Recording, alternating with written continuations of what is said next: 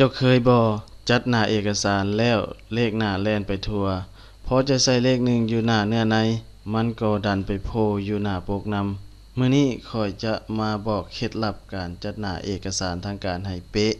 ตั้งขอบเจียให้งามและแยกเลขหน้าแบบมืออาชีพภายใน5นาที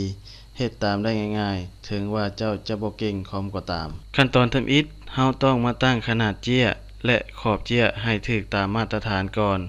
ให้เจ้าไปที่แท็บ Layout เลือกซ้ายแล้วกดเบิ่งให้แน่ใจว่าเป็น AC จากนั้นไปที่ Margin แล้วกด Custom Margins อยู่ด้านลุ่มสุดสำหรับเอกสารทางการขอบเทิงและขอบลุ่มให้ตั้งเป็น2ซมส่วนขอบซ้ายให้ตั้งเป็น3ซมเพื่อป้าไว้สำหรับการหยิบเล่มเอกสารและขอบขวาแม่น2ซมแล้วกดโอเคได้เลยต่อมาคือปัญหาที่หลายคนเจอคือการอยากให้หน้าปกบ่มีเลขหน้าแต่หน้าต่อไปให้เริ่มเป็นกขหรือ1 2เทคนิคคือเฮาต้องตัดความสัมพันธ์ของหน้าเจียก่อนให้เอาเคอร์เซอร์ไปวางไว้หน้าสุดของตัวหนังสือ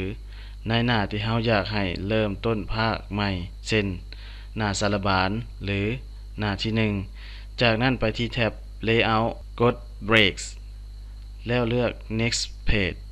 ตอนนี้เวิร์ดจะเข้าใจว่าเอกสารของเฮาถูกแยกออกเป็น2ส่วนแล้วบัดนี้เฮามาใส่เลขหน้ากันให้ดับเบิลคลิกอยู่ส่วนเทิง Header ของหน้าที่เฮาหาก็ตัด Section ไปเจ้าจะเห็นแท็บ Header and Footer ปรากฏขึ้นมา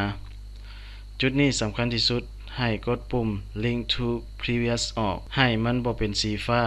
นี่คือการบอกโปรแกรมว่าบ่ต้องเอารูปแบบจากหน้าก่อนมาใช้จากนั้นไปที่ Page Number Format Page Numbers เลือกรูปแบบตัวเลขที่ต้องการและอย่าลืมติ๊กใส่ Start at 1 หรือว่าตัวกเพื่อให้มันเริ่มนับใหม่แล้วกด Insert Page Number ตามปกติได้เลยสุดท้ายเพื่อให้ตัวหนังสือเบิ่งเป็นระเบียบให้กดปุ่ม Ctrl A เพื่อเลือกทั้งหมดเปลี่ยนฟอนต์เป็น Pixelart OT และเพื่อให้ขอบเบื้องขวามันซื่อกันงามให้ไปที่แท็บ Home แล้วเลือกการจัดแบบ Justify Row เท่านี้เอกสารของเจ้าก็เบิ่งเป็นมืออาชีพแล้วและนั่นก็คือเคล็ดลับง่ายๆในการจัดหน้าเอกสารให้เป๊ะภายใน5นาที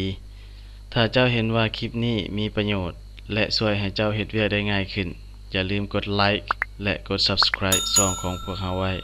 เราจะมีเคล็ดลับดีๆเกี่ยวกับการใช้ Office ที่ช่วยให้เจ้าเฮ็ดเวียกแบบมืออาชีพมาฝากกันทุกอาทิตย์แล้วพบกันใหม่ในคลิปหน้าสบายดี